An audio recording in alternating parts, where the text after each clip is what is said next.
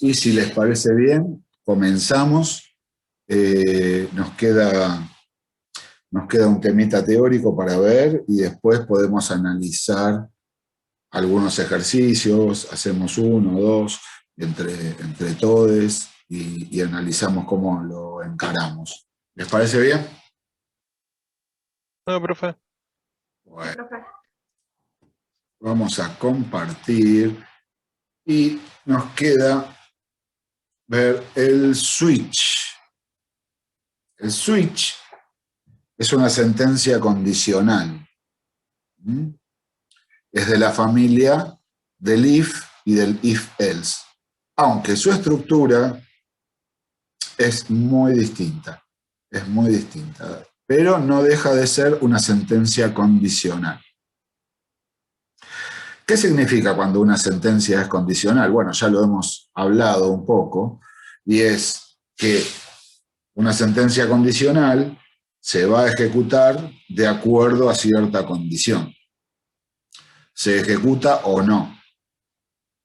Y una vez que se ejecutó o no, se sigue con la siguiente sentencia. Distinto es las sentencias repetitivas, donde una sentencia, o mejor dicho, un bloque de sentencias, bloque de código, bloque de sentencias, se va a ejecutar o no, pero se va a repetir esa ejecución una cantidad de veces de acuerdo a ciertas condiciones. En las condicionales no hay repetición, pasa una sola vez. En cambio, las iterativas o repetitivas son susceptibles de ser reiteradas. Entonces, a ver, vamos a ver de qué se trata el switch. El switch es un condicional donde me da la posibilidad de crear un conjunto de casos posibles de salida. Un conjunto de casos posibles, o sea, un conjunto de rótulos, se llaman rótulos, y en los cuales todo pasa por una expresión. Por una expresión. ¿Qué es la expresión? A ver, ven acá en la parte derecha está la sintaxis. Escribimos switch y a continuación, entre paréntesis, una expresión. Una expresión, o sea, un valor. Un valor. Este valor va a ser un valor entero. Y de acuerdo a ese valor, ahí ven que no hay una condición, no hay dos valores y en el medio un conector lógico. No voy a poner A mayor a B, eso sería una condición. Acá simplemente pongo una expresión, pongo un número, por ejemplo, 7. O una variable, A, siempre entero. Entonces, a partir de esta expresión, yo tengo un conjunto de posibilidades de las cuales solo una se va a ejecutar. Solo una se va a ejecutar. En el if tenía un bloque de código que se ejecutaba o no, de acuerdo a la condición del if. En el if-else tengo dos bloques de código, de los cuales uno de los dos se va a ejecutar y el otro no. Eso es siempre, sí o sí.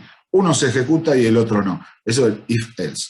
En cambio, en el switch, tengo una cantidad de bloques de código que decido yo. Yo voy a decidir cuántos bloques de código voy a poner en el switch, cuántas salidas posibles puede tener. Y todo va a ser en base a la expresión. Ven que acá tengo bloque de código 1, bloque de código 2, bloque de código n. ¿Qué significa? Que puede ser la cantidad que yo desee, que yo necesite. Y además tengo un bloque de código por defecto. Ya vamos a hablar de ese bloque de código, que es opcional, puede estar o no. Entonces, cada uno de estos bloques de código que vienen acá están, digamos, están asociados a un rotulador case. ¿Qué es un rotulador case?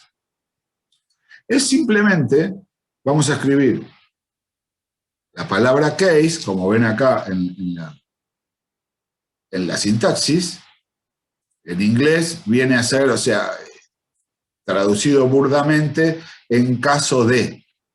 En caso de. Y a continuación de case escribimos un valor. Directamente escribimos un valor que puede ser posible en esa expresión. Entonces, por cada valor que pongamos, vamos a tener un bloque de código en el que tenemos, cuando terminamos el bloque de código, vamos a escribir la palabra break, que me marca el fin de la ejecución de esta sentencia switch. Entonces, vamos a suponer, yo tengo una variable entera A, y esta variable entera A ya tiene un valor cargado, que es un entero. Yo no sé qué entero es. No sé qué entero, o sea, qué valor es, porque quizás fue cargado por el usuario, no sé.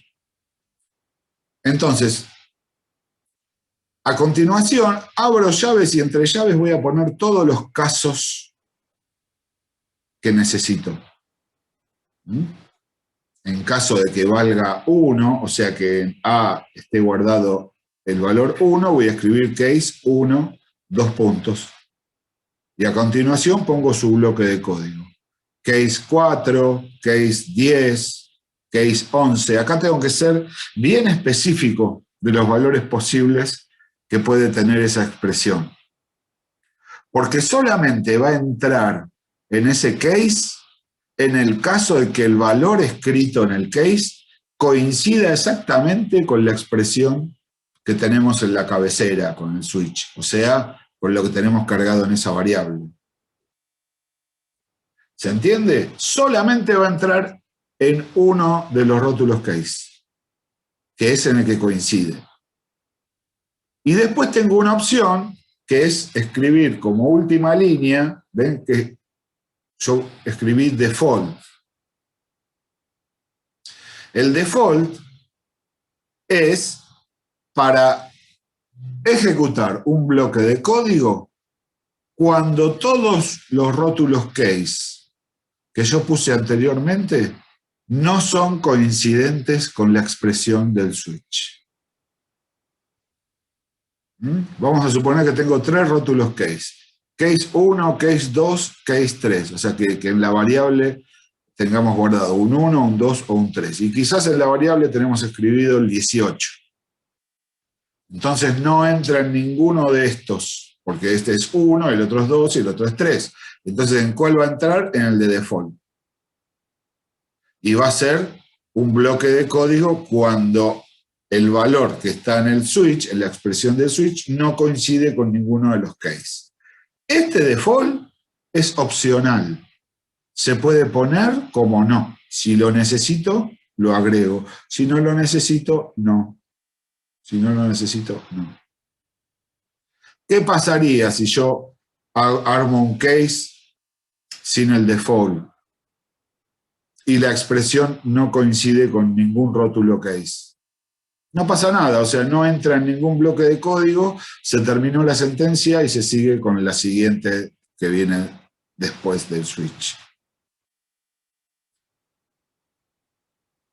Ese es el switch. ¿Se entiende, gente?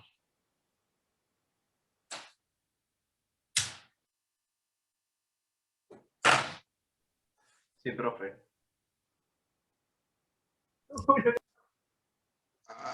¿Alguien había empezado a decir algo? Sí, escucho.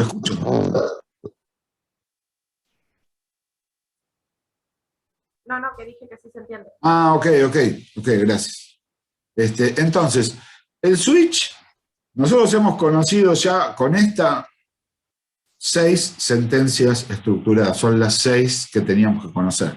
Las 3 condicionales y las 3 iterativas. El switch es la que menos se usa, porque no siempre vamos a necesitar tantas opciones. En un caso puntual lo vamos a necesitar y es una herramienta muy útil en esos casos. Veamos. Uriburu saca patadas en el culo y Poli Tirigoyen. ¿Cómo? Me parece que se filtró ahí alguna conversación, bueno, nada. Tienen el micrófono abierto. Sí, he escuchado cosas con micrófonos abiertos en los Zoom que nada, o sea, no sería nada. Igual lo peor fue el año pasado o este año fue lo del diputado. Bueno, eso me parece que fue el máximo, tenía la cámara prendida. No sé si recuerdan, y si no recuerdan, mejor. Bien, una sesión del Congreso, estaban todos los diputados, todas las cámaras ahí, el diputado estaba con la secretaria, se salió en todos los canales. Bueno, nada, lo echaron. Bueno, a ver, acá en el chat. Exacto, Matías, exacto. Bueno, nada, ya está. Listo. No lo echaron, renunció. Bueno, Que me lo perdí. No lo vi. Después lo voy a YouTubealo, está en YouTube. Está en YouTube. No, lo echaron. No me O acuerdo sea, cómo le dijeron, profe. tenés que renunciar. No me Eso acuerdo de esto. es Dijeron que igual. tiene que renunciar. Pues si no, Claro. Nadie. Claro. O sea, nunca nadie es echado. Siempre presenta no. renuncia, como le pasó a Ginés. Ginés presentó. Estuvo en las noticias como una semana. ¿Cómo? Estuvo en las noticias como una semana. Sí. Lo que pasa es que, bueno, las noticias son así, ya son tendencia un día, 2 días, 3 días y ya el cuarto día. No solo que no son tendencias, sino que al aparecer tantas cosas nuevas uno se va olvidando. Pero bueno, nada. Podría escribir un pequeño, no digo un libro, pero un librito de anécdotas por Zoom. Ninguna tan, digamos, tan picante como la del diputado, pero sí, he escuchado y he visto algunas cosas, pero bueno, nada. Seguimos, gente. Vamos con ejemplos de switch, que es lo importante. A ver, ejemplitos. A ver. Este es un programita, más que nada, o sea, no tiene mucho sentido este programa, es simplemente para ver cómo funciona el switch. Fíjense, estoy manejando 2 variables. Valor, que es entero, y vocal, que es un char. Primero tengo un printf que dice ingrese un valor del 1 al 5, pero esa entrada, ahí viene el scanf y entra valor. Esa entrada está sin validar, o sea, en realidad ahí el usuario puede poner cualquier cosa, de esto ya hemos hablado el otro día. Después vamos a estudiar bien la rutinita de validación de entrada de datos. Pues esa la vamos a usar un montón. Pero bueno, ahí leemos valor. En valor hay un número ingresado por el usuario y tenemos switch valor. O sea, todo va a pasar por lo que esté cargado en la variable valor. Y aquí tenemos los rótulos case dentro del switch. Pueden ver, está todo entre llaves, switch, valor, abro llave, y acá está la llave de cierre. Y acá tengo case 1, case 2, o sea, en caso de que en valor, en que en la variable valor esté el 1, en caso de que esté el 2, en caso de que esté en 3, el caso de que esté en 4 y el caso de que esté en 5. Y también tengo un default. Y a continuación, después de los 2 puntos, viene un bloque de código. En este caso, el bloque de código simplemente es poner ingresó un 1, ingresó un 2, ingresó un 3. Esto en realidad son 2 sentencias, tendrían que estar entre llaves. printf al break. Pero bueno. Ahora concentrémonos en cómo funciona el switch. Si el usuario entró el 14, ¿en cuál rótulo va a entrar? En el de default. ¿Y qué va a decir? Ingresó un valor incorrecto. ¿Por qué? Porque se pedía uno, del 1 al 5. Si ingresó el 3, en valor está el número 3, ¿en qué rótulo va a entrar? Case 3. ¿Y qué va a pasar? Se va a mostrar por pantalla. Ingresó un 3. Lo que viene a continuación es algo similar, pero con tipo de dato char. El tipo de dato char también se puede usar como expresión del switch. La variable es vocal. Fíjense que le pongo porcentaje C, porque estoy leyendo un char. Esa letra, uno dice letra, en realidad es un carácter que abarca mucho más que las letras. Las letras, la representación de los números, los símbolos y demás. Entonces, pero el printf dice ingrese una vocal, o sea, los valores válidos son A, E, I, O y U. Entonces armo el switch de valor y pongo los case para cada una de las vocales. Recuerdan que cuando uno tiene que escribir el valor de una vocal, va entre comillas simples. Si fuera, no de una vocal, perdón, de un carácter, de un tipo char, va entre comillas simples. Ahora, si en vez de ser un char, es una cadena de caracteres, tengo más de un carácter, va entre comillas dobles, como ya lo hemos hecho tantas veces. Entonces, si el valor ingresado es la letra O, va a entrar en case O. Y el cartelito dice ingresó una O. Nada. Si lo que ingresó no es ninguna de las vocales, va a entrar por el default. Y dice no ingresó vocal.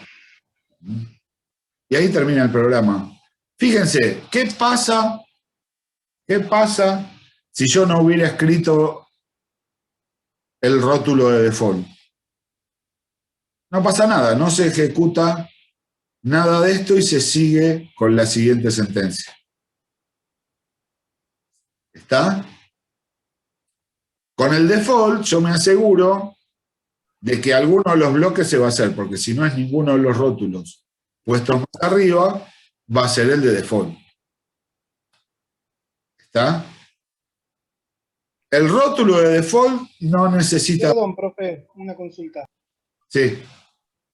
En el segundo que estamos viendo, que es de las vocales, ¿no tendría que ser switch vocal en vez de valor?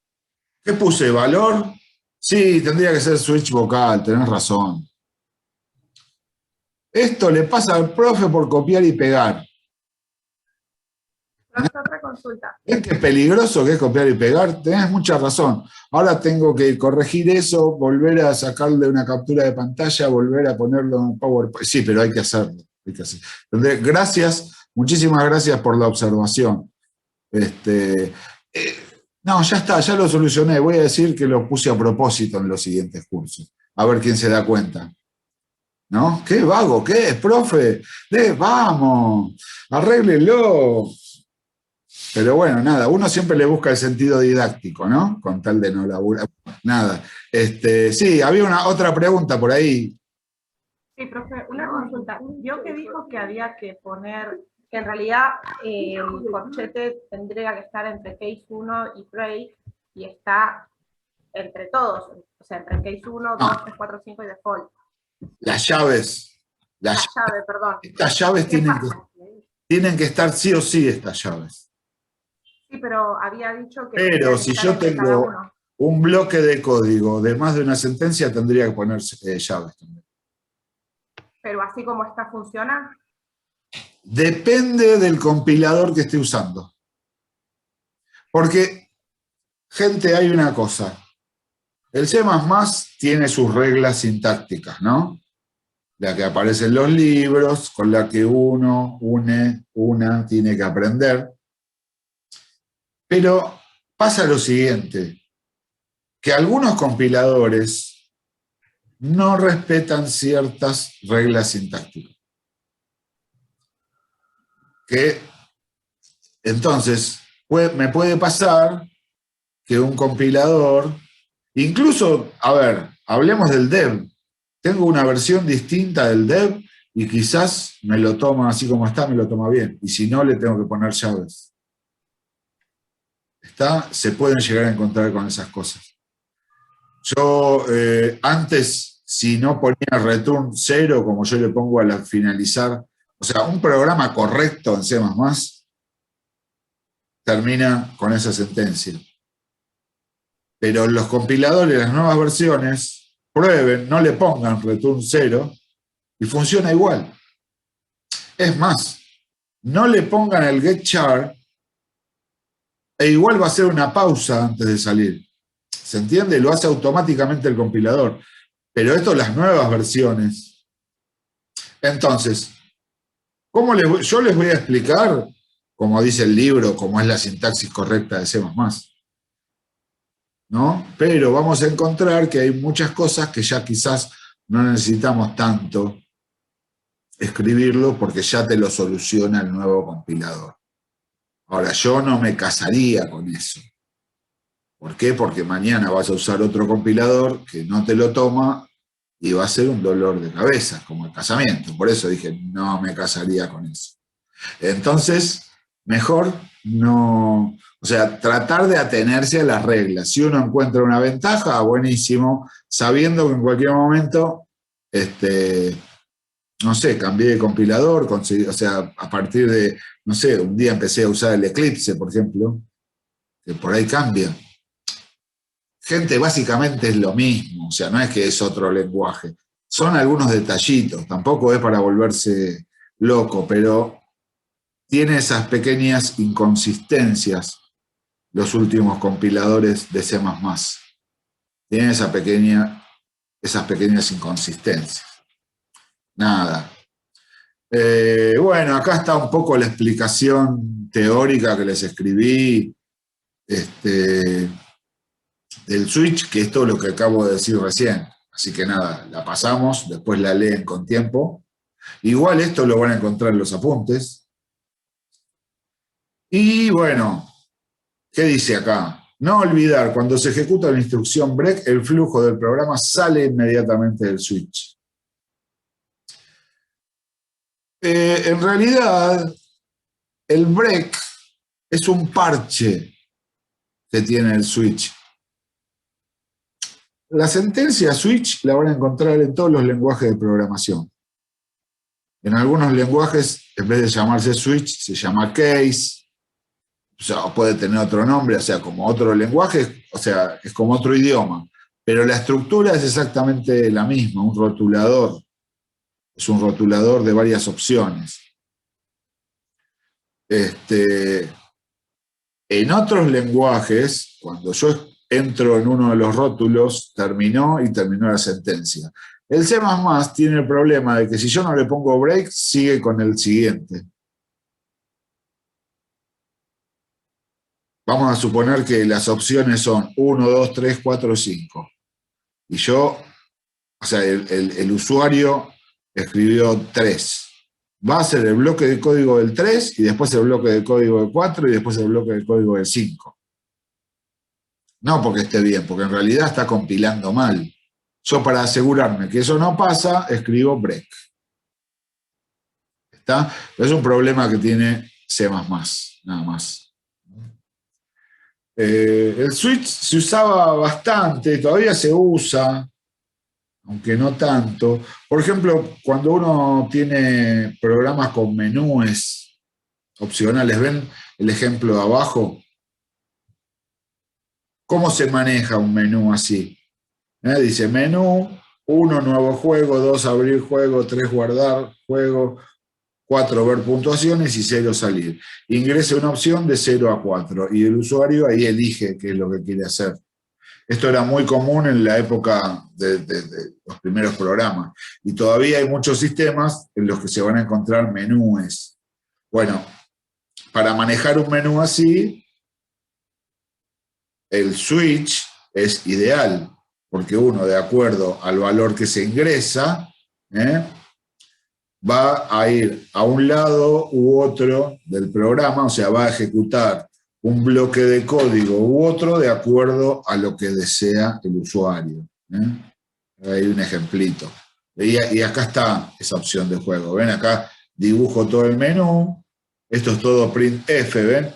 La pantalla que vimos antes, menú, subrayo, 1, juego nuevo, 2, abrir juego, ingreso una opción, 04, y ahí hago el scanf de opción. Una vez que está el scanf de opción, pongo el switch de opción, que en este caso yo pongo case 1, si ingresó 1 que es nuevo juego, simplemente va a aparecer un cartel que dice eligió la opción nuevo juego. En realidad ahí puede aparecer todo un programa completo, ¿se entiende? Que es empezar un juego. O 2, abrir un juego grabado. O 3, guardar el juego. O sea, ¿se entiende? O sea, me puede llevar cuando... A ver, cuando yo veo en la sintaxis que genéricamente uno pone bloque de código, puede ser una sentencia, puede ser 3, pueden ser 500 sentencias, ¿se entiende? Puede ser algo enorme ese bloque de código o puede ser simplemente una sola sentencia. Por eso se pone en forma genérica bloque de código. ¿Está? Pero bueno, así es como funciona el switch. ¿Dudas, preguntas? ¿Está claro, gente? Sí, profe. Bueno, buenísimo. Había un programa que el otro día lo abrí y dije, este no, porque tiene switch. Ah, no, pero era un ejemplo del for, si no me equivoco, ¿no? Sí, era uno con el for. A ver, esperen, si me dan un segundito, lo voy a buscar. Se va a cortar en 7 minutos, por las dudas. Bueno, gracias por avisar. Gracias por avisar. Seguramente vamos a tener tiempo como para por lo menos ver esto. A ver. Vamos a compartir pantalla. Ahí lo preparé. Lo tuve que abrir porque lo tenía cerrado. No lo pensaba poner, pero justo me acordé. ¿Ven? Es un ejemplo de do while. ¿Ven? Que empieza el programa y la sentencia que tengo es el do while. Comienza en el do y termina en el while. Entonces ahí está el menú, el menú de opciones, se ingresa la opción. ¿Y para qué está el do while? Porque quizás el usuario no puso ni 1, ni 2, ni 3, ni 4, ni 0. Entonces este do while le da la oportunidad al usuario de volver a cargar una opción. Porque dice while, opción, distinto de 0. Si es 0, se terminó. Y si fue distinto de 0, después vuelve a aparecer el menú. ¿Está? De paso, bueno, seguimos viendo el switch, pero vemos también cómo funciona el do while. ¿Está? ¿Se entendió eso? Sí, profe. Muy bien. Preguntas, dudas, comentarios.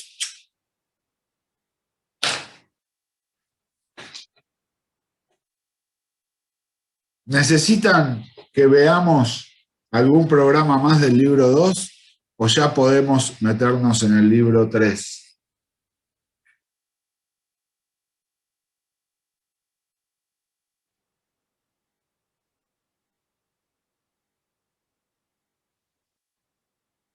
De a uno, ¿eh? No se amontonen para contestar porque no entiendo nada. Están hablando uno encima de otro. Ay. No quiero, profe. Dígame, es que yo no sé, en realidad depende de ustedes. Si estuviéramos en el aula, yo los veo y me doy cuenta cómo están. Yo los veo y me doy cuenta, no, vamos a reforzar la actividad 2. No, avancemos con la 3, porque más o menos veo las caras y me doy cuenta cómo vienen. Pero para mí esto es nada. Si les parece bien, arrancamos con alguno del 3. Yo preferiría ver del 3, no sé qué dicen los chicos. Está bien, gracias por la opinión. Gracias. Sí, yo igual por el 3. Está bien. Igual, a ver, gente, vamos a empezar con el 3. ¿Qué quiere decir eso? ¿Que ya todo lo anterior no lo vamos a usar? No, se va a seguir usando. El 3 son ejercicios donde ya vamos a incluir sentencias repetitivas.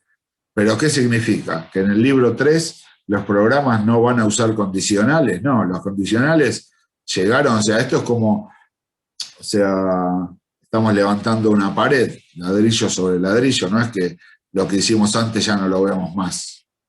Vamos a seguir trabajando apoyándonos en lo que estuvimos viendo antes, o sea que vamos a seguir trabajando con condicionales. ¿Está? A ver. Quedan 3 minutos. Voy a abrir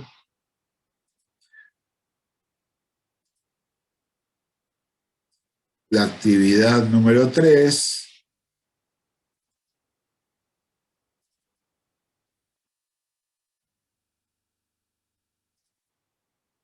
Ahí está. Y ahora les comparto la pantalla.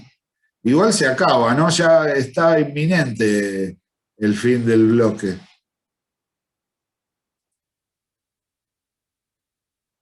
Solamente 10 actividades, nada más. Cortito y al pie. A ver. El primero dice, desarrollar un programa que imprima los números naturales del 1 al 100. Antes de ir al dev, pensemos, ¿qué significa este enunciado? ¿Qué tendría que hacer este programa? Les escucho.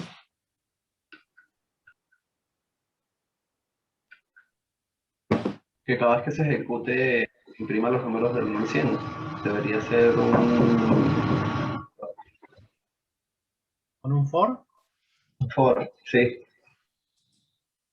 Claro, y digamos, en la pantalla, ¿qué tiene que aparecer? Todo tiene que aparecer 1, 2, 3, 4, 5, 6, hasta llegar Claro, va contando. Llegar a 100. Entonces,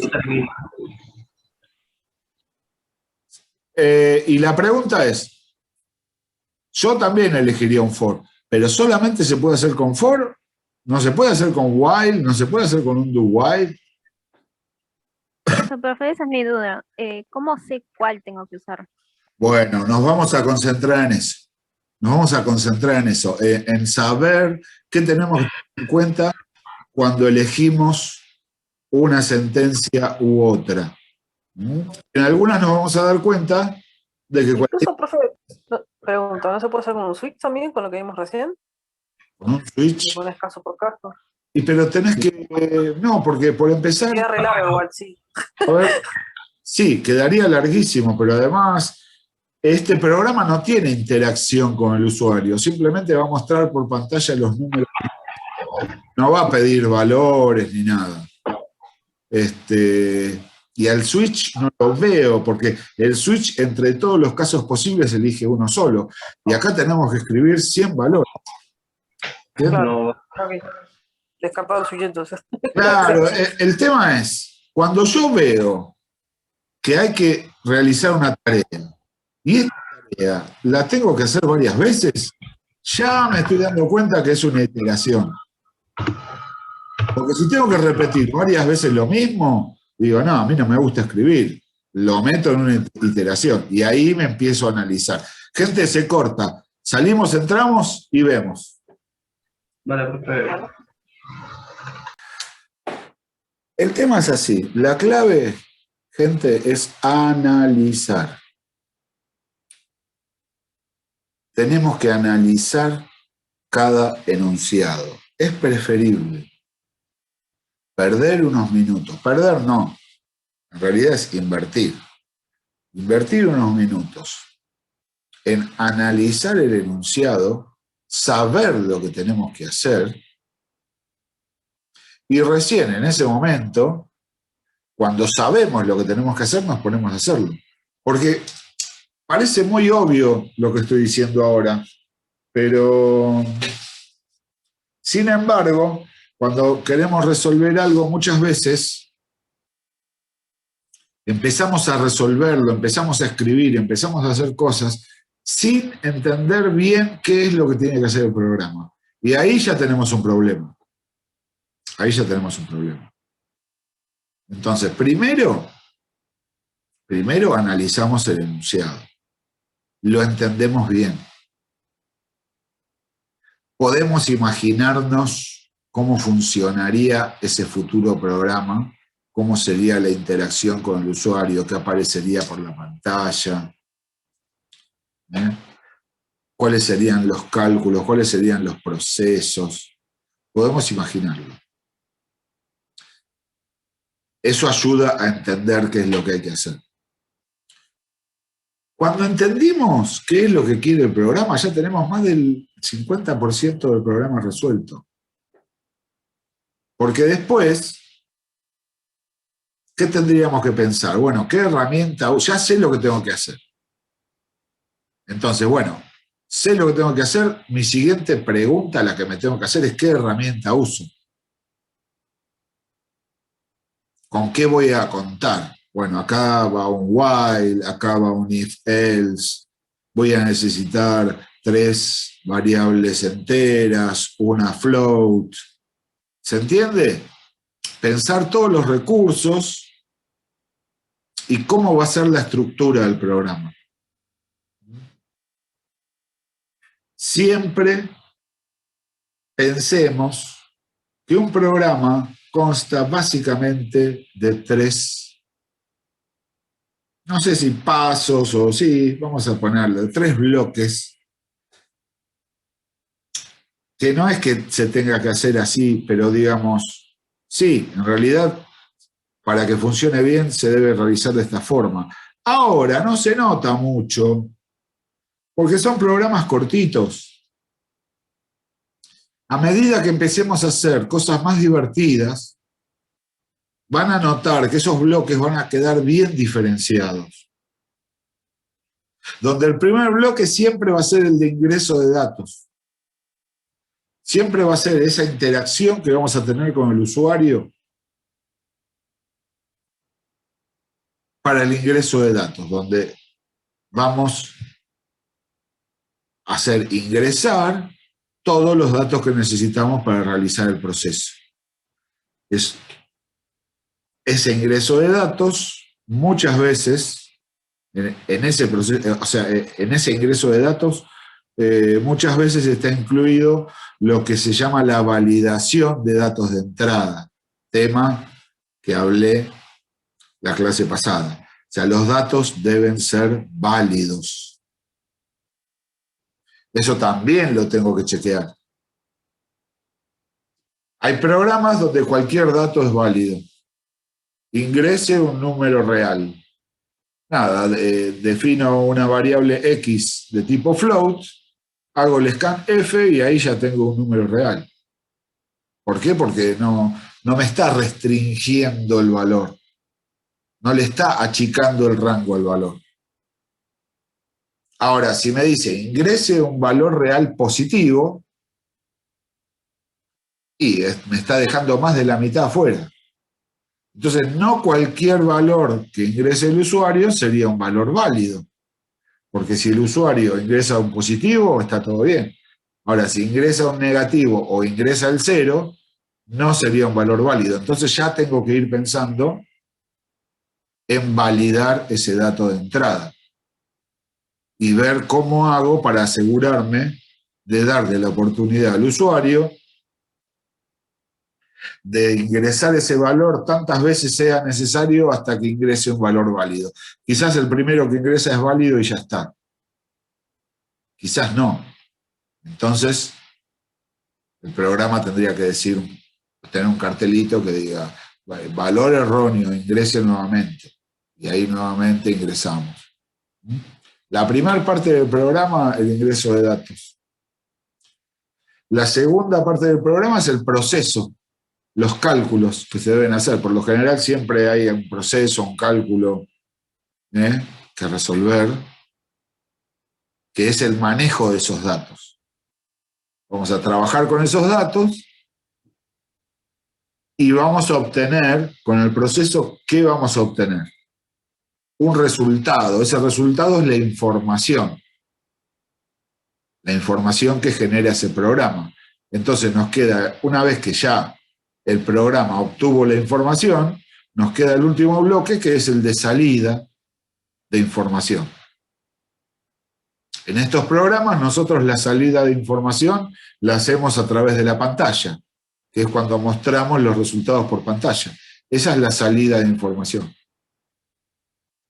No siempre en un programa es así. A veces la salida de información, esa información se va a un archivo, se va a una base de datos, se va, digamos, en vez de salir por pantalla, la información quizás es un audio, ¿se entiende? Tiene otra salida.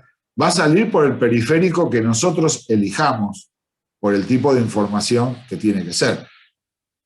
Nosotros, con estos programas que vamos a hacer ahora, en este cuatrimestre, toda la salida de información va a ser por pantalla. A medida que vayan avanzando con las materias de programación, van a ir usando otros tipos de salida. ¿Está? Entonces, yo me tengo que preguntar todo eso cuando encara un programa. Y analizando me voy a ir dando cuenta qué es lo que tengo que usar y qué es lo que no. ¿Cuándo me sirve esta sentencia y cuándo no? Una cosa muy importante para facilitarme esa tarea es conocer bien las sentencias. ¿Cómo las conozco bien? Y bueno, viendo la teoría. Viendo la teoría, agarro los apuntes, agarro las grabaciones de las clases donde el profe explicaba esa sentencia, me pongo a ver el videíto, o veo el PowerPoint, o sea, tienen distintos canales de información. ¿Está? Entonces, obviamente, recién estamos empezando, hace un mes y pico que estamos comenzando, todavía no tenemos los conceptos bien agarrados, los vamos tomando como vienen, de a poco, y los vamos a ir reforzando.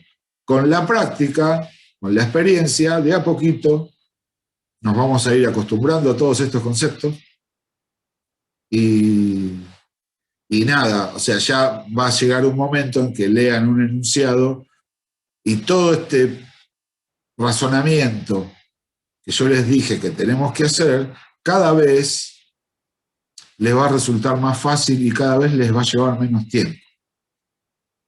Ya van a saber más rápido qué y cómo, lo que tienen que hacer, y ya se van a poner a escribir el programa. ¿Está? Entonces, si les parece bien, no sé, hacemos el 1 del libro 3, vamos a compartir pantalla. A ver. Vamos al 1. El 1 creo que lo tengo por acá. Pero no quiero que lo vean ya resuelto. Vamos a hacerlo.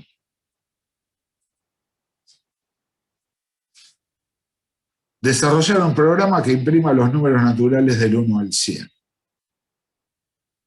Imprima, sabemos que significa mostrar por pantalla. Los números naturales, los números enteros, positivos, del 1 al 100. O sea, por pantalla van a aparecer 100 valores, justamente 1, 2, 3, 4, 5, 6, hasta 100. ¿Qué más me dice este enunciado? ¿El usuario va a tener una interacción con este programa? Y no, simplemente va a mirar la pantalla. Porque el programa simplemente va a mostrar por pantalla los números del 1 al 100, nada más. Es todo lo que tenemos que hacer. ¿Está? Entonces, pienso, mostrar números naturales. Para mostrar un valor por pantalla, voy a usar un printf. Pero ese printf ¿Cuántos printf voy a necesitar para escribir 100 números? 100 print. Son 100 printf que van a hacer exactamente lo mismo. Entonces yo puedo escribir printf y el cartelito 1, printf, el cartelito 2, abajo. ¿Entienden lo que les estoy diciendo? Que yo escriba esto de repente. Printf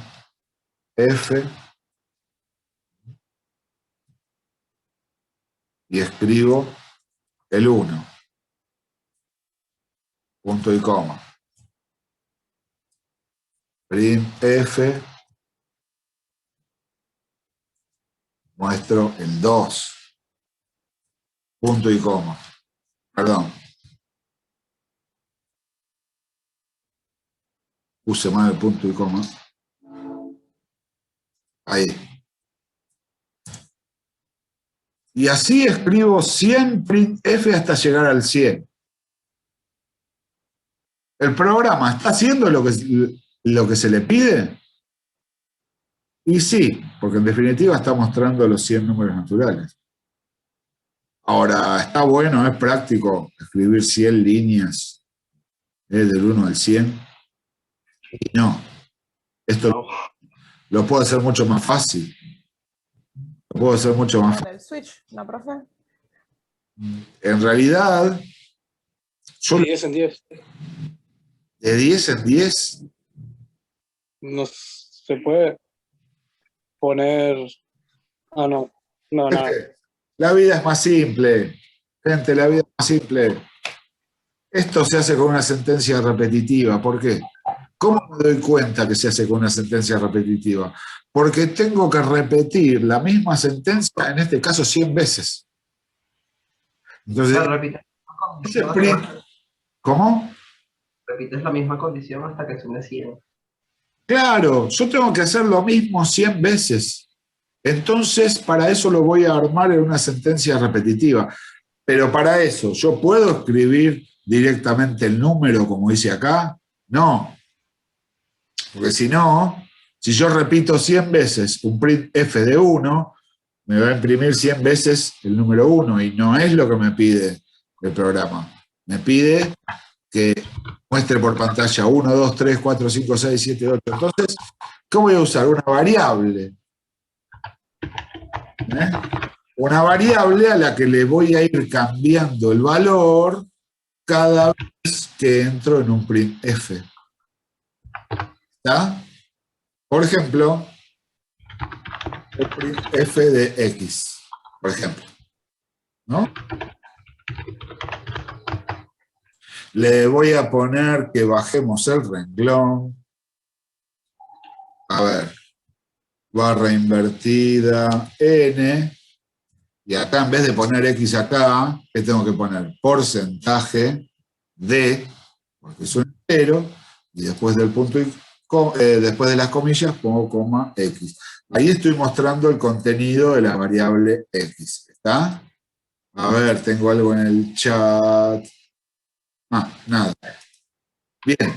Entonces, muestro el contenido de la variable x. El primer valor que tengo que mostrar es el 1. Entonces, antes de esto, a la variable x lo inicializo, o sea, le asigno el valor 1. Si yo hago eso, en el printf va a aparecer por pantalla el número 1.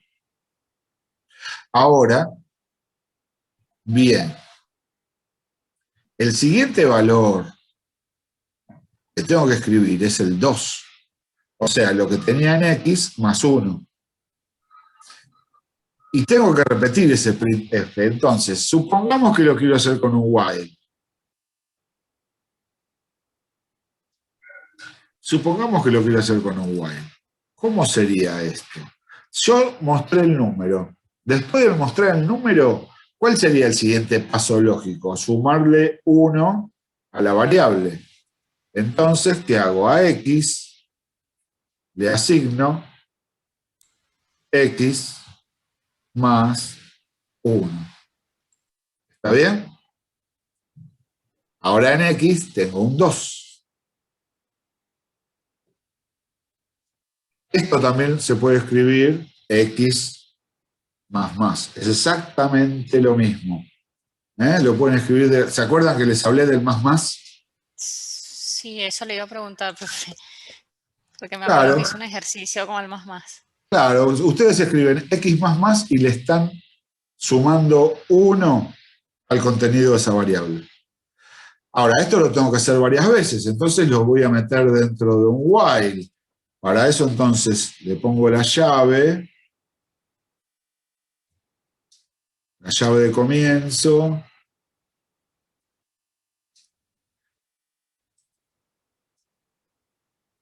y la llave de cierre. Entonces acá yo escribiría while. ¿Y cuál sería la condición? A ver cómo sale humo de esas cabezas.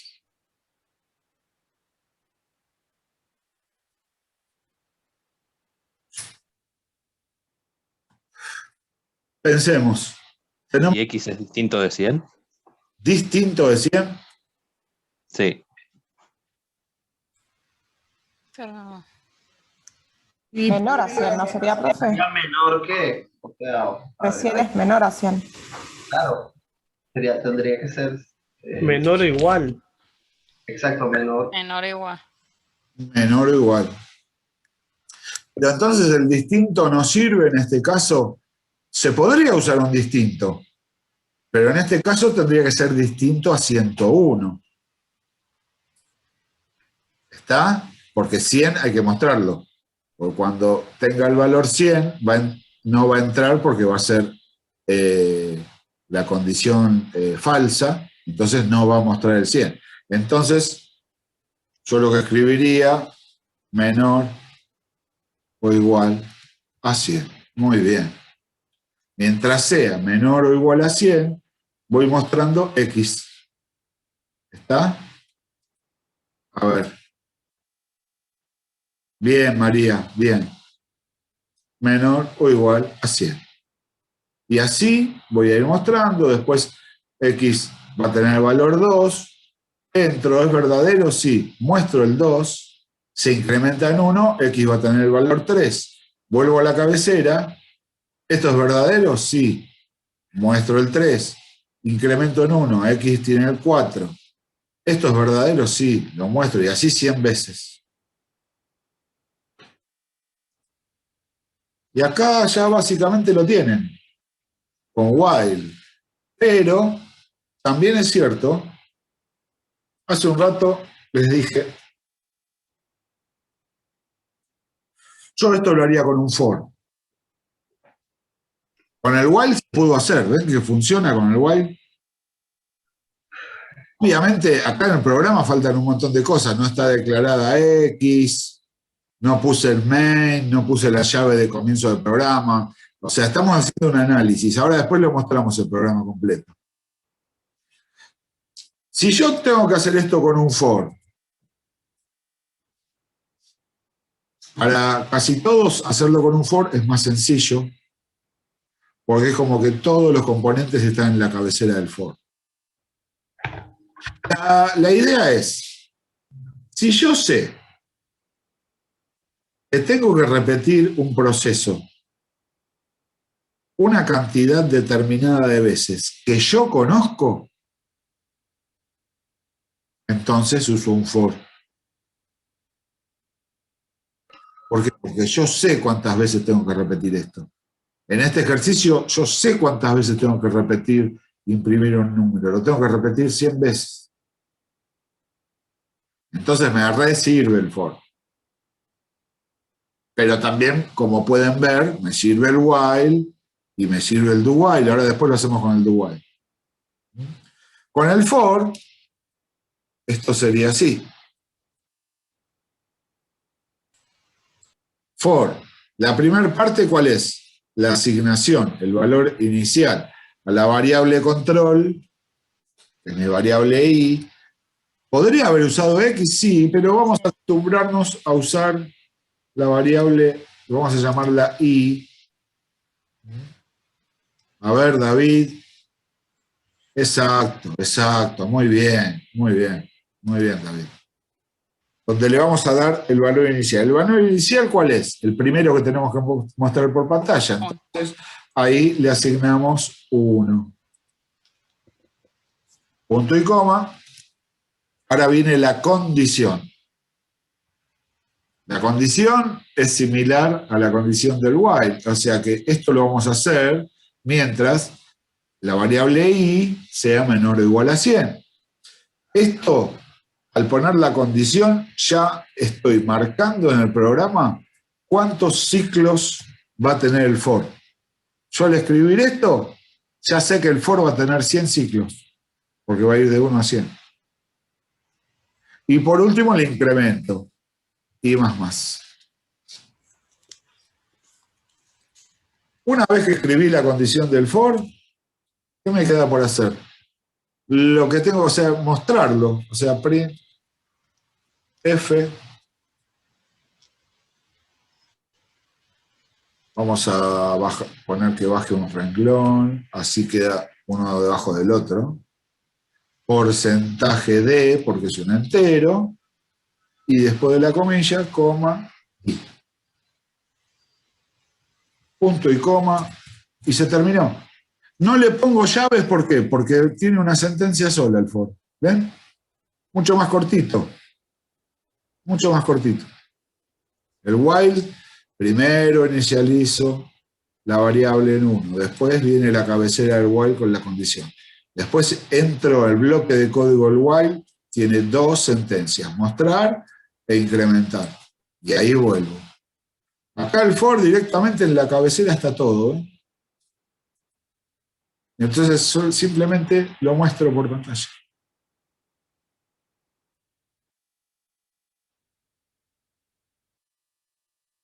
Y con el do while, ¿cómo sería si lo tengo que hacer con do while? A ver, ¿lo hacemos entre todos? ¿Qué me dicen?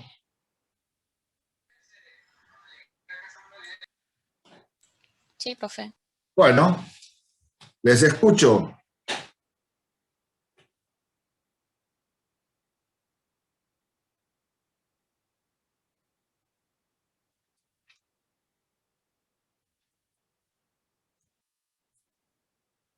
A ver, escribo do. Abro las llaves. Ahí están las llaves del do.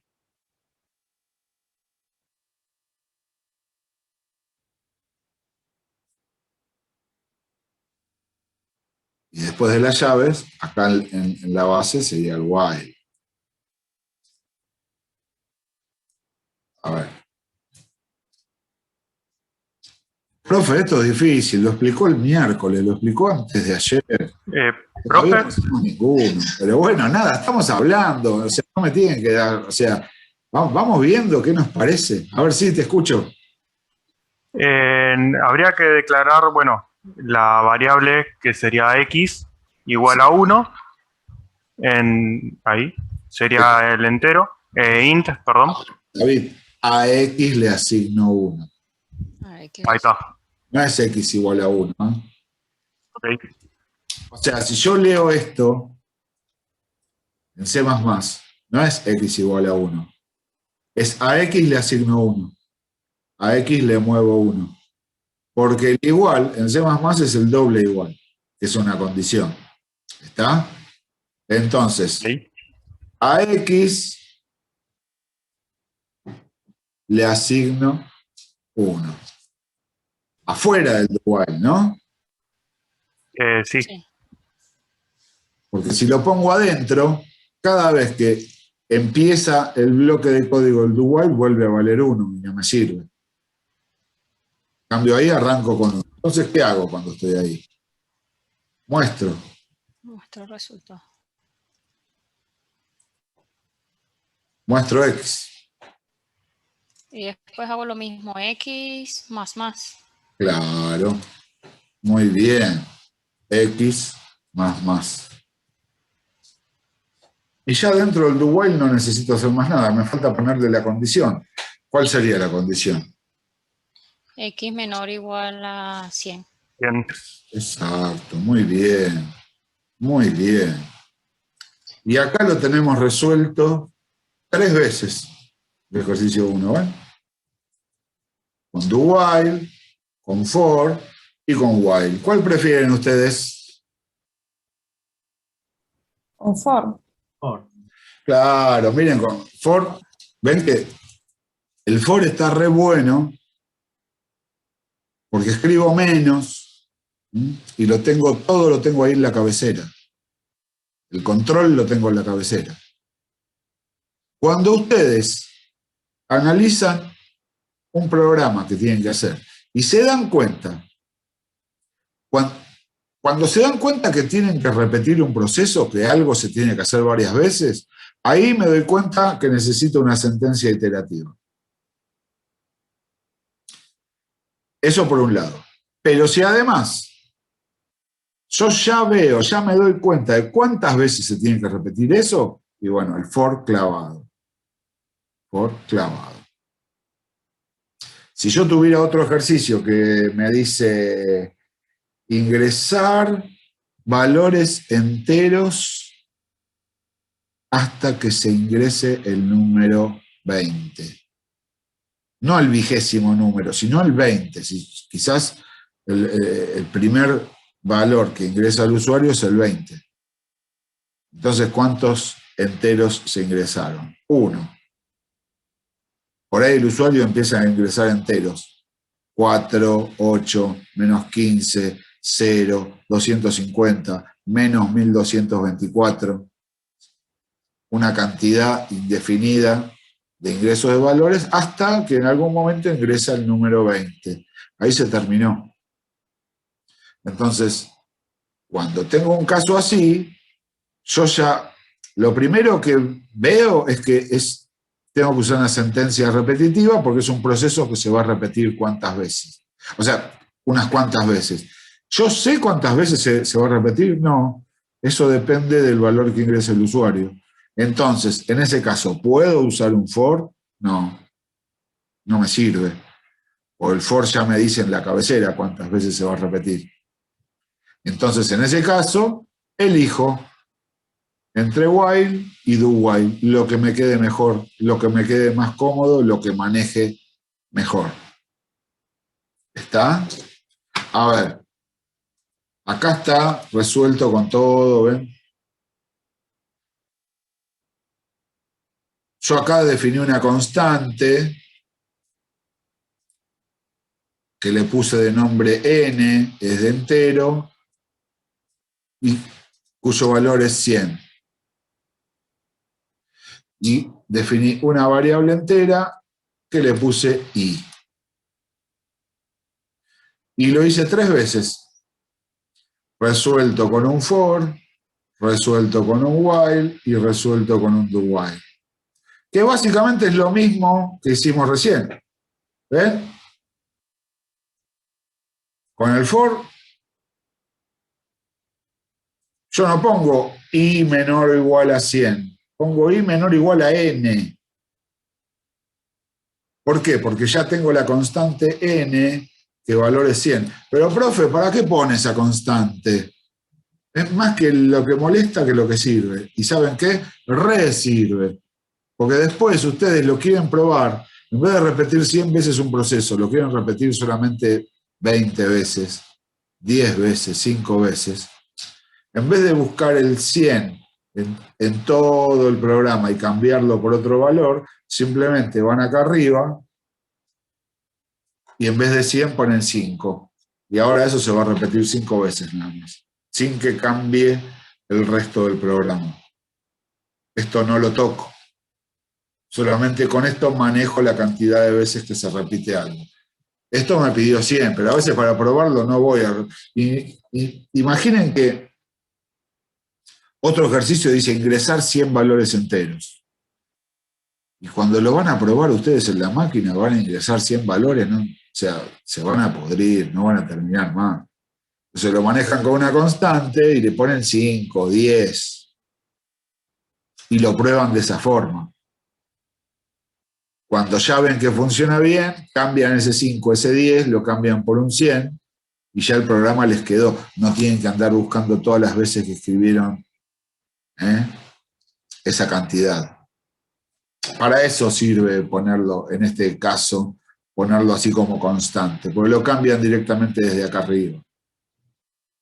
Acá lo tienen, puse otro cartelito que dice resuelto con un while, pero ven que la estructura es exactamente la misma. Lo inicializo en 1, while i menor o igual a n, lo muestro, lo incremento y vuelvo. Y resuelto con un do while, ¿ven? Es exactamente como lo hicimos. Lo inicializamos en 1, lo mostramos, lo incrementamos y le ponemos la condición que es la misma. Vamos a ver cómo funciona esto. Y acá lo va a mostrar 100 veces. Miren. Ah, no lo están viendo, claro. A ver, esperen que les comparto la pantalla. Y en este programa, como no hay interacción con el usuario, directamente ya muestra. ¿Ven?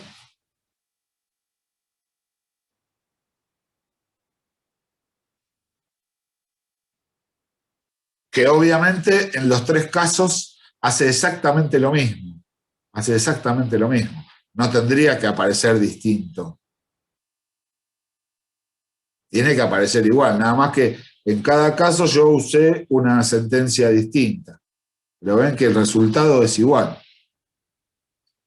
El resultado es igual. Fíjense cómo me quedaron ordenaditos y separaditos. A ver, veamos un poco de sintaxis. A ver, volvemos al script. Cuando yo puse el printf, puse barra invertida t. ¿Para qué era la barra invertida t? Tabulación. Tabulación. Se corre a la derecha, es como cuando le pones... Sangría. Claro, la sangría del Word. Es como la sangría del Word. Entonces los números me quedan separaditos. Si yo no le pongo barra invertida t, ¿qué pasa? Me van a quedar todos pegados. Todos unos al lado del otro. Miren, lo voy a hacer correr otra vez y vamos a ver cómo quedan los números del for. Compilo, muestro. A ver, comparto. Miren. Miren cómo quedó resuelto con un for. ¿Aparecen los valores? Sí, aparecen. ¿Se están mostrando bien? No, es un lío. Ahí están los valores, pero está todo pegado. 1, 2, 3, 4, 5, 6, 7, 8. ¿Me entiendes? Medio desastre. Medio desastre. Entonces, con el barra invertida T me quedó ordenadito. ¿Pero es la única forma? No. Yo podría haber hecho esto también. En vez de poner, entre comillas, simplemente porcentaje de, yo después de porcentaje de, le podría haber dejado un espacio. ¿Ven? Le dejé un espacio después de la D. Entonces, compilo y ejecuto. Vamos a ver cómo se ve ahora. Vamos a ver cómo se ve ahora. Compartimos pantalla. ¿Ven? Me quedaron los valores con el for separaditos con un espacio. Quedó un poquito mejor. Está sin tabular, pero hay un espacio en el medio. Quedó un poco más compacto. Esta es otra forma de mostrarlo que no queda mal. No queda mal. ¿Está? ¿Hay otra forma? Sí, mostrar uno por renglón. Ir bajando un renglón por cada uno. ¿Y esto cómo se hace? Con barra invertida N. ¿Se acuerdan? Vamos a hacerlo. Vamos a hacerlo con el resuelto con el do while. En vez de ponerle barra invertida T, le ponemos barra invertida N. Y va a mostrar uno debajo del otro. Compilamos, corremos.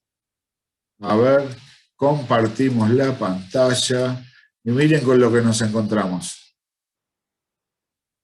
Claro, ¿ven? Acá está con el for, que había quedado con el espacio. Acá está resuelto con un while, con barra invertida T, que está tabulado. Y en el do while le puse barra invertida n. Ven que por cada valor que muestra baja un renglón. Y está del 1 al 100, pero uno debajo del otro. Son distintas formas de visibilizar. Gente, ahora, por la forma en que visibilizamos los resultados, no nos preocupemos tanto igual, ¿eh? No nos preocupemos tanto. Esto después lo vamos a ir puliendo con el tiempo. Lo que más me interesa ahora es que hagamos una construcción lógica que funcione bien. Después, si se muestra un poco desprolijo, si se puede mejorar después la forma en que mostramos los resultados, obviamente eso lo vamos a ir puliendo, pero no es una prioridad en este momento.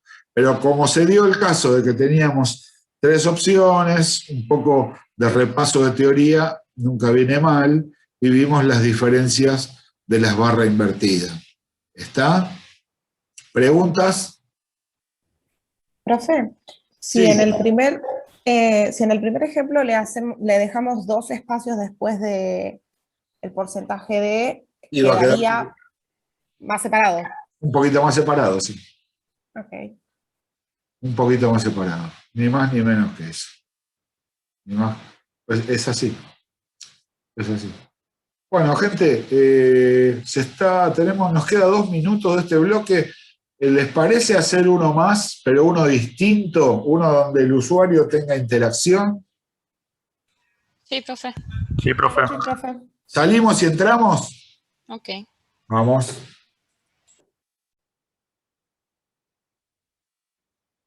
Vamos a hacer el 3. Vamos a hacer el 3. Esperen que sigo admitiendo.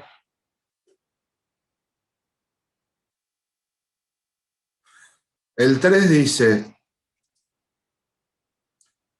leer 100 números enteros e imprimir la suma de ellos. Antes de ir al dev, les propongo que analicemos este programa entre todos.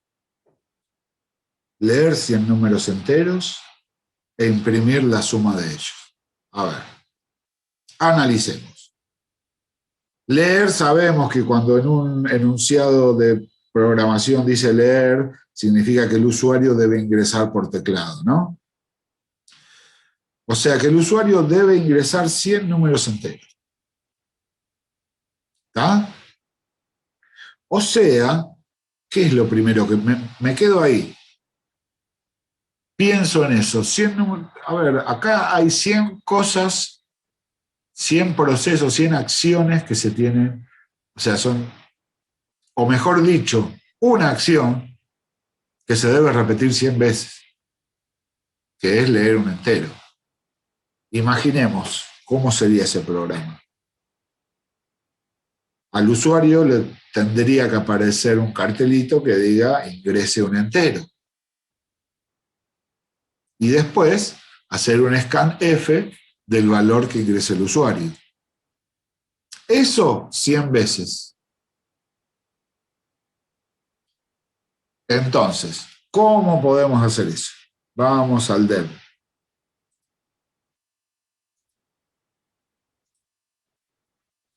Vamos al dev. Vamos a hacerlo en uno nuevo. Así lo hacemos entre todos.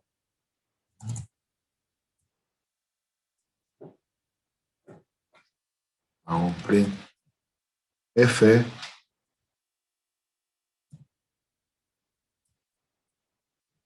Ingrese un entero. 2 puntos, le dejo un espacio.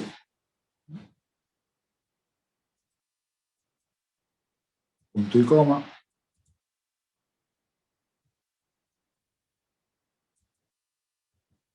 Scanf.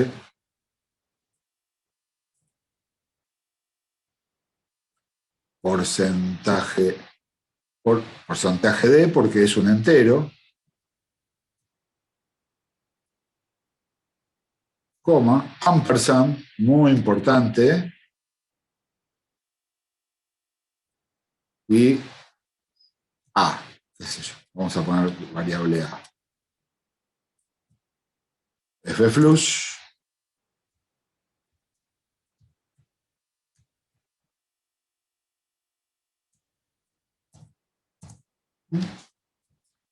Esas 3 líneas, ingreso un entero, se hace el scan F, F flush. Ahora en la variable A hay un valor ingresado por el usuario. Eso lo debemos hacer 100 veces. Si yo quiero hacer algo 100 veces, lo que voy a usar es una sentencia repetitiva.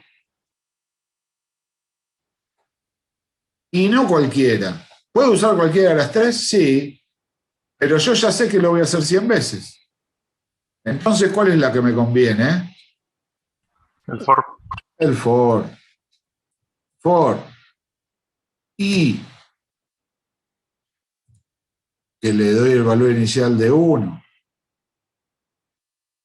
Y menor o igual a n, donde n es la cantidad de veces que voy a ingresar. ¿Y por qué escribí n? A n va a ser una constante que le voy a dar el número 100. Pero cuando pruebe el programa lo voy a bajar. No voy a ingresar 100 números, voy a bajar menos. Voy a ingresar menos. Entonces lo manejo con una constante. Y más. Pero, profe, usted escribió A abajo. ¿Por qué ahí escribe I?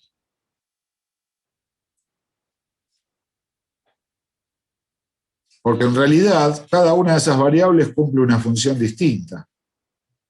En este caso la variable I, la variable del for, simplemente la voy a usar para que vaya contando los ciclos y que se cumplan 100 ciclos, nada más. No le voy a dar otro uso. Porque acá no tengo que usar el 1, el 2, el 3, el 4, no los necesito usar. Voy a usar lo que el usuario ingrese por teclado. Por eso estoy usando una variable que le puse A. ¿Está? Ya veo que esto tiene más de una sentencia, entonces abro llave. Esta me la llevo.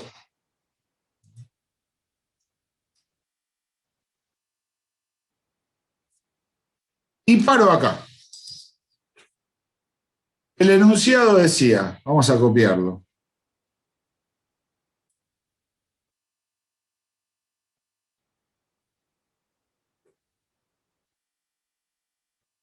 Lo copio.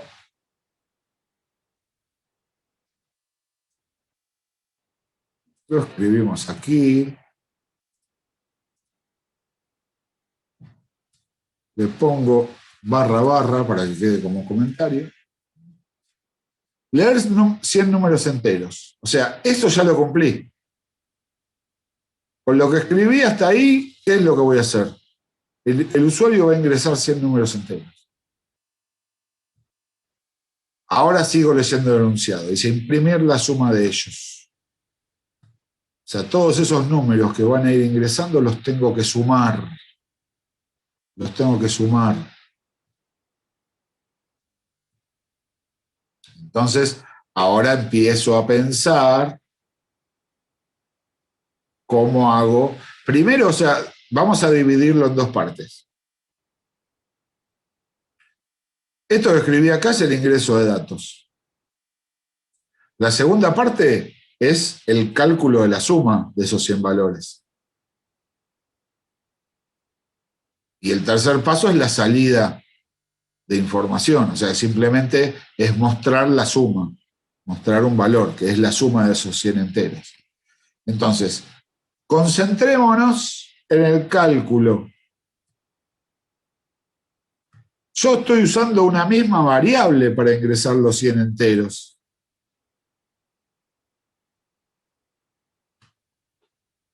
Si a mí me dijeran ingresar 3 enteros e imprimir la suma, puedo poner ingrese el primero, leo A, ingrese el segundo, leo B, ingrese el tercero, leo C. Después el cálculo sería a una variable suma, que se llame suma, le asigno A más B más C. Y ahí sumé los 3, muestro suma y todos contentos. Pero acá estoy usando la misma variable A.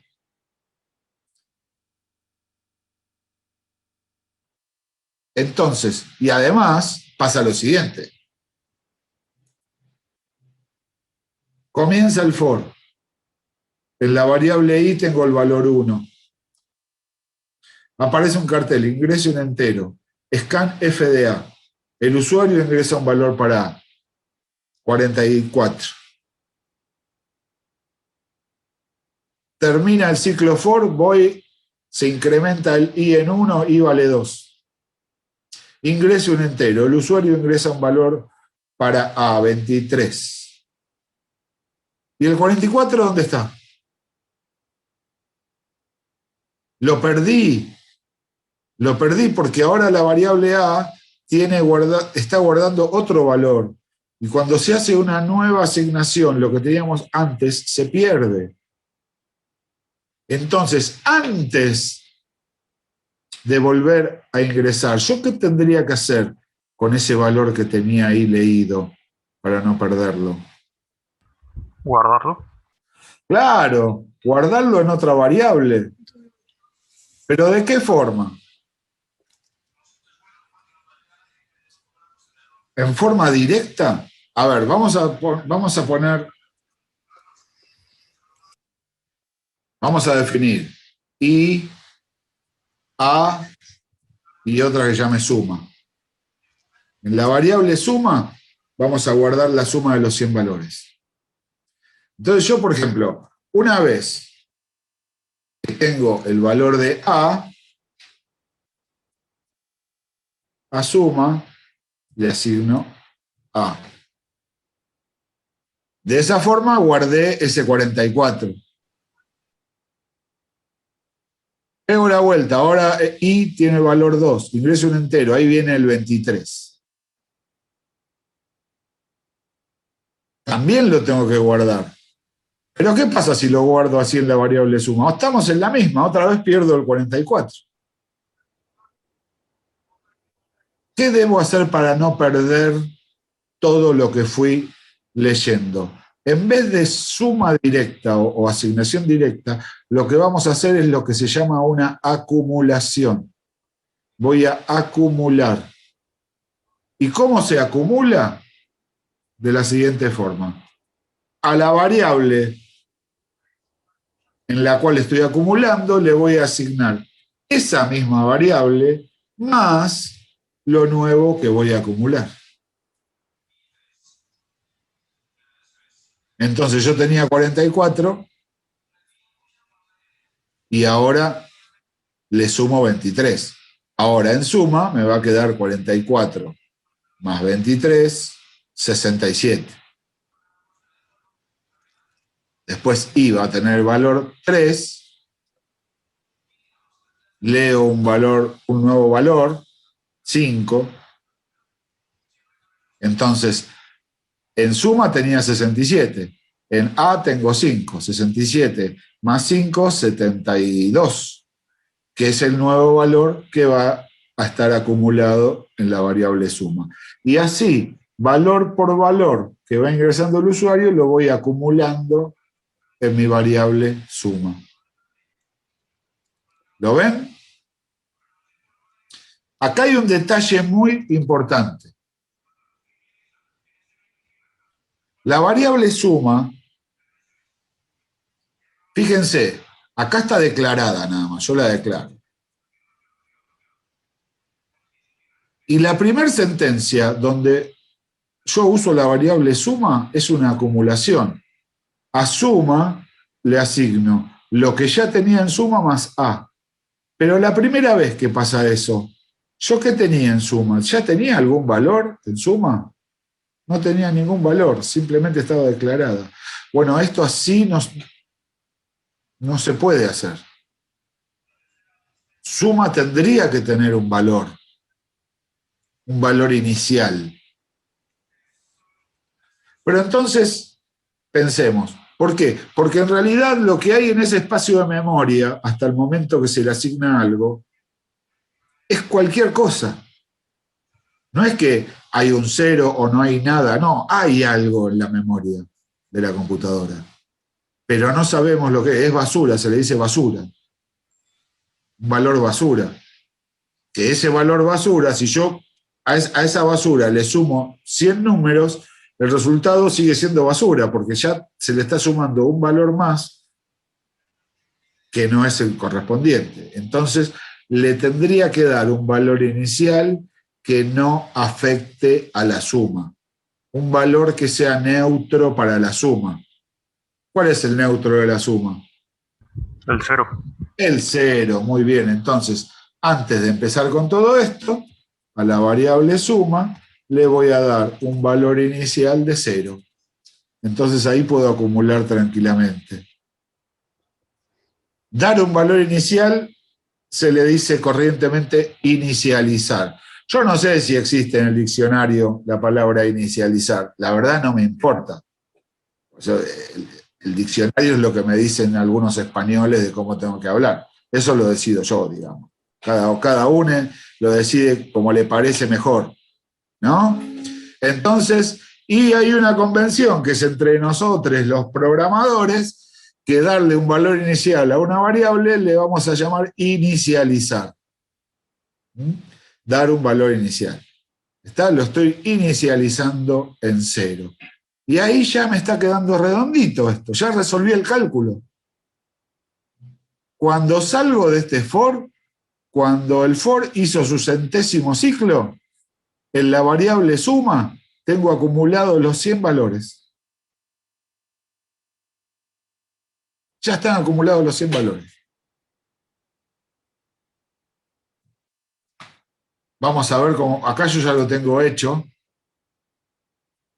Y no me voy a poner a escribir todo, ¿no? No me voy a poner a escribir todo. Es más, lo tengo resuelto con un for y lo tengo resuelto con un while. Para que vean que también se puede hacer con un while. Yo obviamente prefiero el for. Fíjense, es lo mismo. Y, bueno, le puse sum, y en vez de A, acá le puse X. Es lo mismo. Acá inicialicé la variable sum.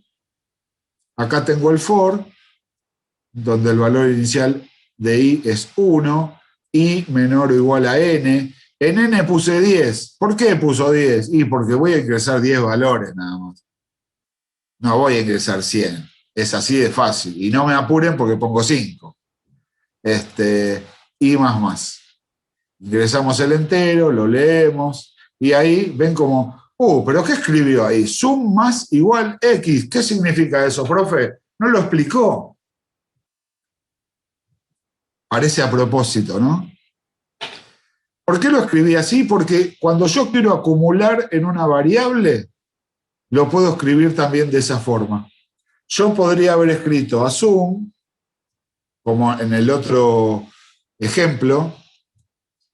A ver, esperen.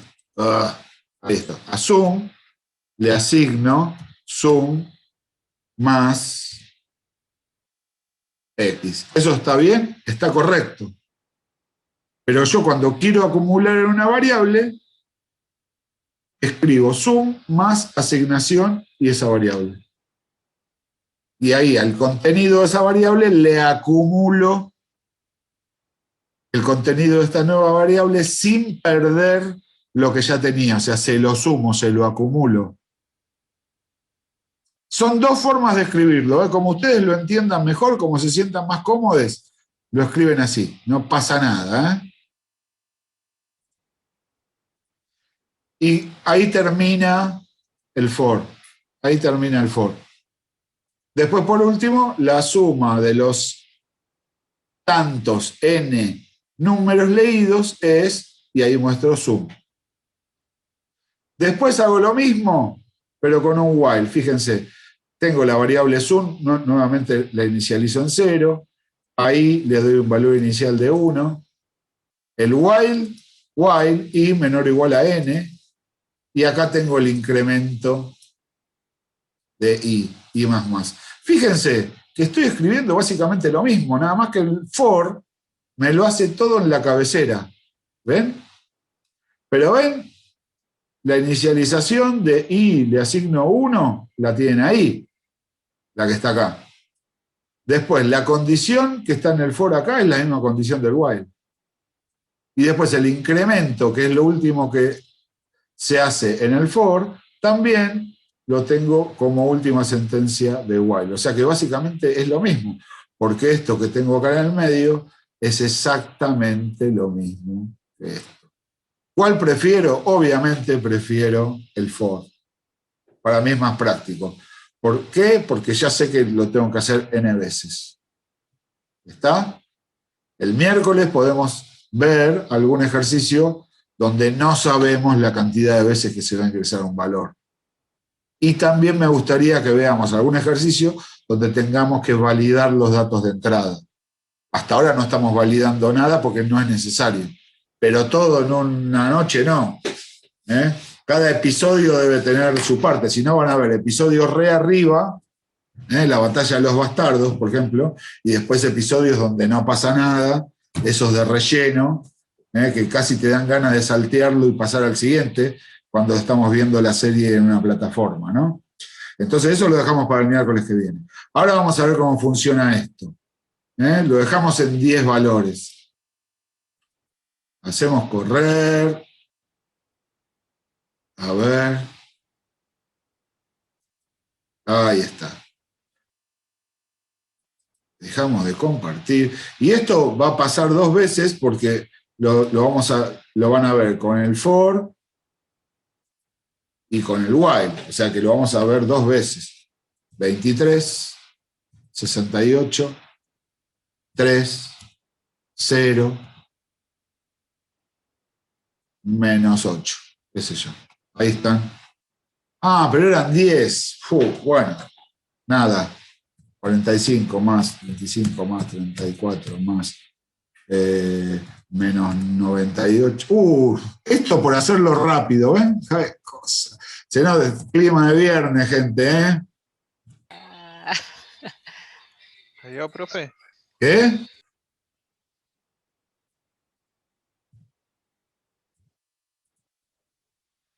La suma de los 10 números leídos es 154. Bueno, créanlo. Alguien puede agarrar una calculadora y verificar, pero crean que calcula bien. Y ahora, nuevamente, ingreso un entero. Vamos a ver, 2, 2, 2, 2, 2, 2, 2. La suma de los 10 números leídos es 20. ¿Está? Eso lo hizo. Ven que con el while funciona. Para la vista del usuario es transparente. Eso ni sabe con qué se hizo, con una cosa o con la otra. Funciona exactamente igual. ¿Está? Yo podría haber puesto ingrese el primer entero, ingrese el segundo entero, ingrese el tercer entero. ¡Wow! Ahí queda buenísimo. Y ahí, para eso, puedo usar la variable de control i que me va mostrando el número de ciclo. ¿Se entiende? Pero eso se los dejo ahí, les dejo ese tip como desafío para que lo piensen. Si no, al final les voy a contar todos los finales. No pasa nada, o sea, nada. O sea, si les digo que se muere Han Solo, van a decir, ay, cuando se murió Han Solo, les juro que lloré. Les juro que lloré. Nada, porque era mi gran ídolo. A Luke nunca me lo banqué, esa es la verdad. Siempre me pareció medio cheto, bueno, perdón. Nada, pero nada, Han Solo era nada. De hecho, en mi primer coche lo bauticé el halcón milenario, ¿no? Nada. Bueno, nada.